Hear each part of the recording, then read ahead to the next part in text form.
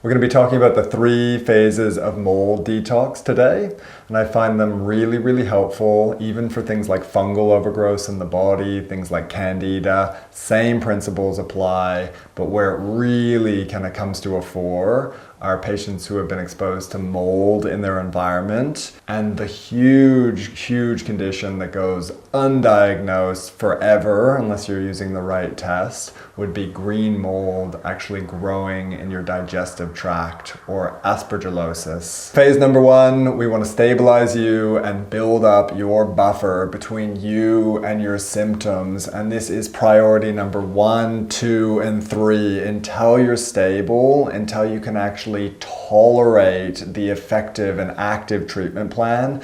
You're never going to get anywhere. And I can't tell you how many times someone who's mold affected, someone who's got this green mold growing in their gut will come to me and say, look, I tried that active treatment, maybe it's an antifungal drug, or maybe it's a herbal medicine to treat the overgrowth. Maybe they tried binders and they just fell off a cliff. You can learn more about binders here. You'll learn more than you probably want to about binders, but really stabilizing and building something up, building up that patient can just go a long way in your successful treatment. So why is this important? The vast majority of mold affected patients are hyper reactive. They're reacting to their environment, they're reacting to food, they're reacting to chemicals, things like perfumes and paint thinners, they're reacting to supplements, and they're reacting to active treatments, things that would get you better if you could tolerate it. Now there are 2 common root cause drivers here. There's either the inflammatory process, that chronic inflammatory response syndrome, SIRS,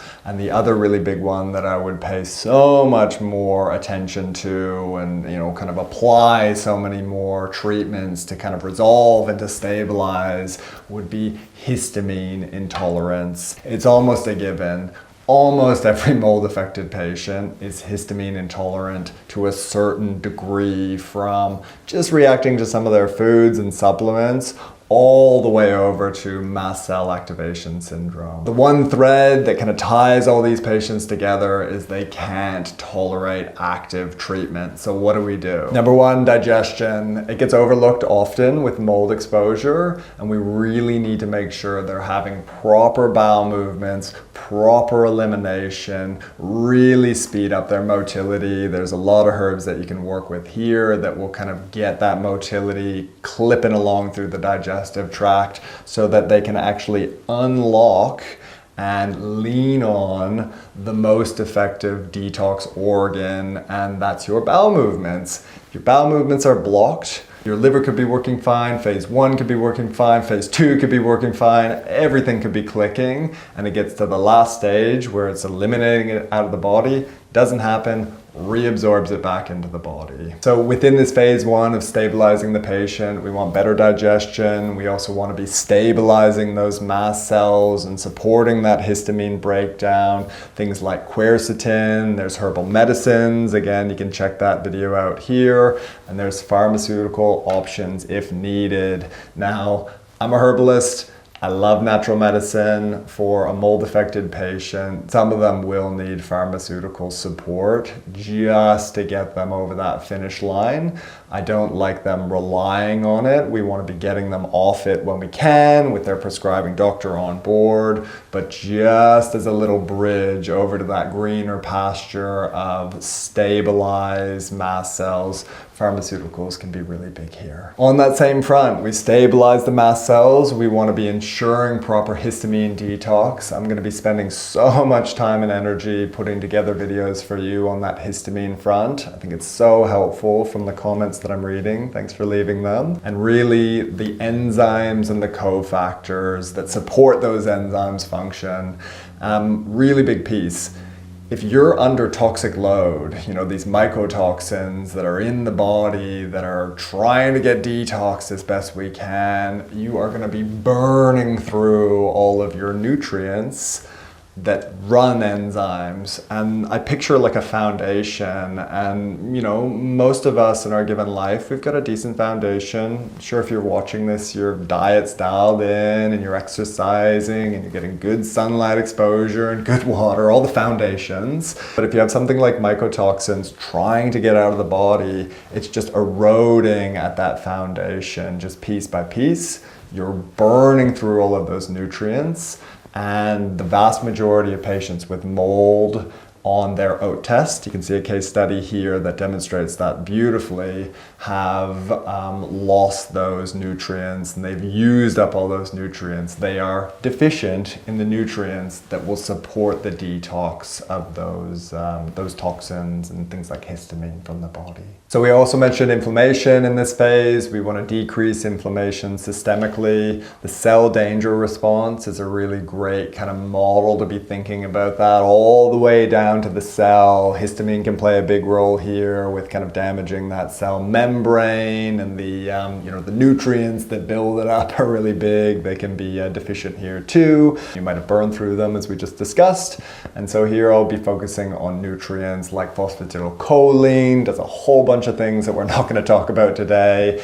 Fish oils, SPMs have just come to the Australian shores in the past kind of 5 years. Specialized pro-resolving mediators. They're basically like fish oil on steroids. They're a little bit as expensive, but for the right patient, they can really, really help. Curcumin is a nice simple one, as long as it's tolerated, as long as oxalates aren't through the roof. I have seen a number of mold-affected patients who could not tolerate curcumin. And then resveratrol, and always herbal medicine as tolerated. We'll leave some links in the description below for some products I commonly use. You know, as long as that's helpful, run it by your prescribing practitioner and make sure it's safe for you. Now, phase number 2, active treatment. Now, this is where we actually go after the overgrowth. Now, this is especially relevant if you're dealing with something like candida or a fungal overgrowth in the gut. Really, really important if you're dealing with that green mold overgrowth in the digestive tract.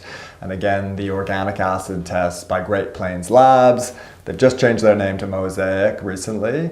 That is the #1 organic acid test to use to be looking for these issues. And since I've been using it more routine in my practice, I'm seeing 4 or 5 different patients a month with green mold in their digestive tract.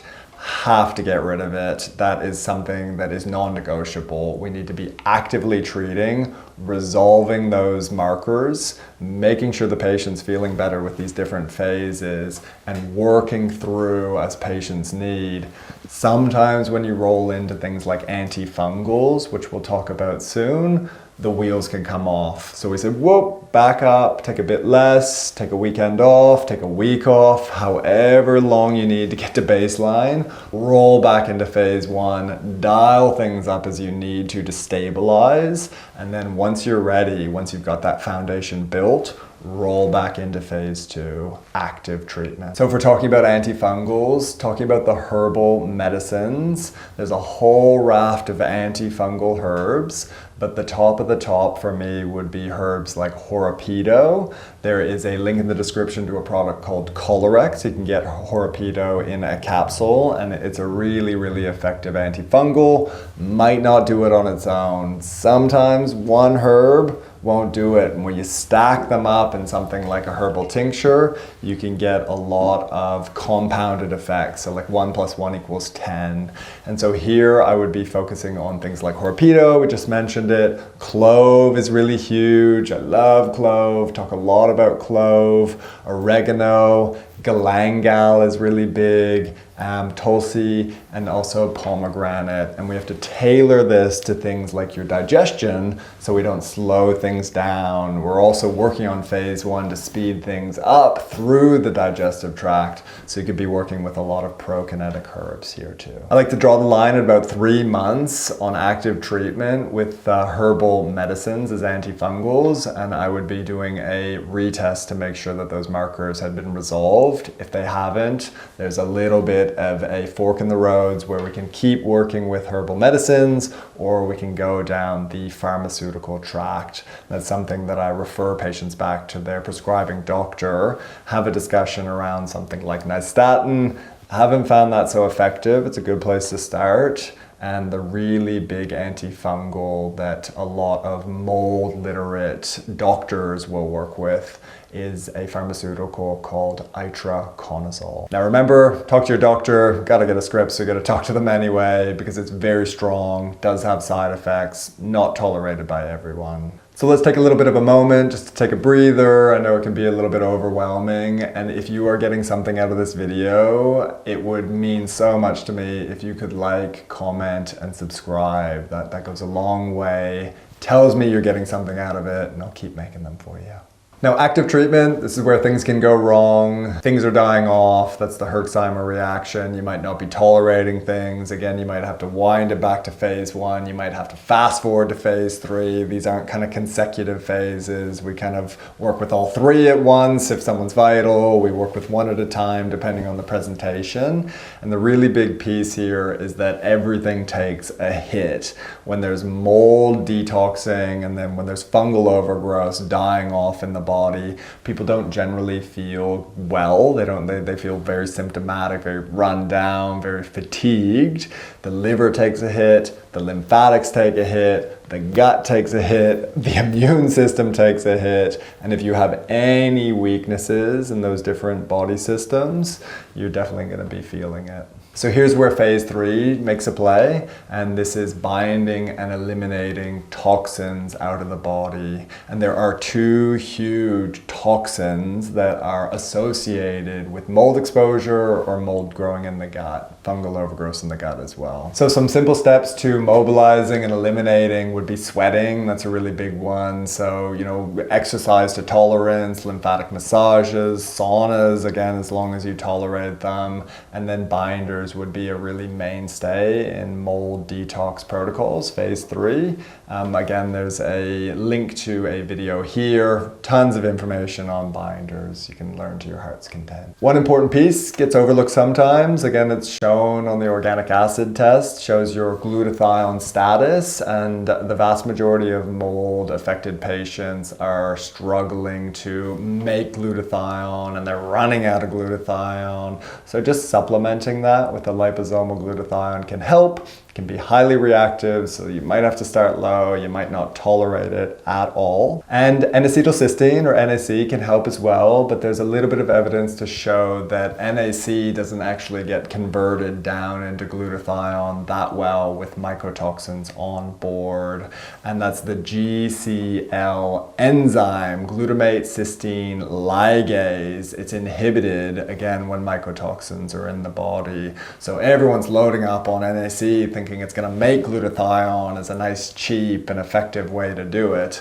And with mycotoxins and mold exposure, it might not be as effective. Another huge piece in phase 3 with kind of mobilizing and eliminating toxins out of the body would be oxalates and oxalate overload. And I've seen this misunderstood more often than I see it being understood by patients. Totally understandable, it's a little bit of a minefield, but oxalates would be a byproduct of mold in the body or mold in the environment, and it's actually a marker that I would use on the organic acids test to say, look, I think there might be some mold in your environment, either your history or now, go get it checked out, because these oxalates are through the roof.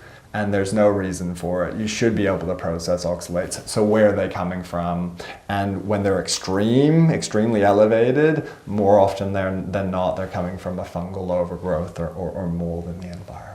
So I don't love to go extremely low on the oxalate front. I don't find it necessary. I find phase 2, treating the root cause, eliminating the fungal overgrowth, and then just a low and slow on something that will help to bind and eliminate oxalates out of the body is a nice, effective way. It can take some time, but it's pretty affordable. And that's really the big piece on phase 3. You want someone feeling stable and robust and vital. They've gone through the stabilization of phase 1. 1, they've gone through the active treatment of phase 2, and phase 3, it should be easy just to set and forget, run with that as long as you need to, sometimes up to 6 to 12 months. I know that sounds crazy. And then do a retest to make sure that you are back on track and you've eliminated everything out of the body. So those are the 3 phases of mold detox. If you got something out of it, like, comment, and subscribe. And if you're in Australia or New Zealand and you're looking for support, then reach out to the clinic. There'll be a link in the description below.